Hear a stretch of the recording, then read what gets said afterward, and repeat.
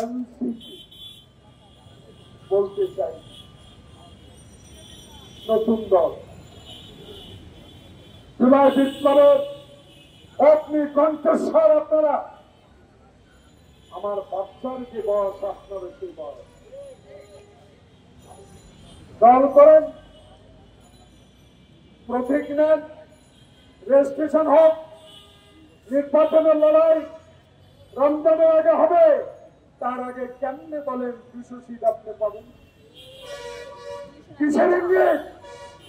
300 seat পাবেন, কিসের ইঙ্গিত দিচ্ছেন? আগে তো বলেছি আমার বাচ্চার সমান আপনার বয়স, আর আপনার জন্মের পর থেকে রাজনীতির সাথে আমাদের সম্পর্ক। 65 আন্দোলন দেখেছি, 69 আন্দোলন দেখেছি, 65 শিক্ষা আন্দোলন দেখেছি, 71 যুদ্ধ দেখেছি, এরশাদ বিরোধী আন্দোলন দেখেছি, হাসিনা বিরোধী আন্দোলন দেখেছি। আপনাদের আন্দোলনকে যদি তারেক রহমানের বিএনপি সহ যারা আমরা রাজপথে ছিলাম তারা সমর্থন না করতাম, পশ্চিম কালো আপনারা এই আন্দোলনে সফল হতে পারতেন না। আপনাদের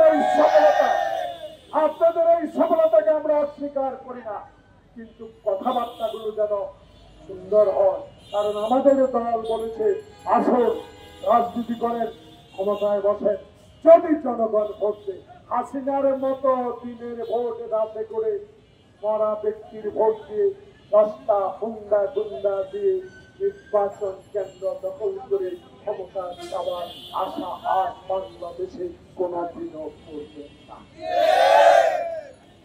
বাংলাদেশের মানুষ অনেক শেখ মুজিবকে দেখে, কিন্তু সমালোচনা করে। মৌলানা আব্দুল হামিদ খান ভাসানীর সমালোচনা তো করে না।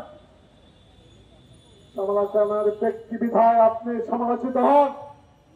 তাই ডক্টর মোহাম্মদ ইউনূস বিশ্বের দরবারে একজন গ্রহণযোগ্য ব্যক্তি, আপনার সমালোচনা আমরা কিন্তু সইতে পারবো না।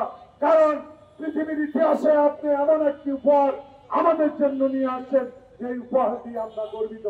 তাই আপনিও অনুগ্রহ করে ফেব্রুয়ারি মাসে একটি নির্বাচন উপহার দেন, যে নির্বাচনে আপনার নাম সংরক্ষণ করে রাখা থাকবে।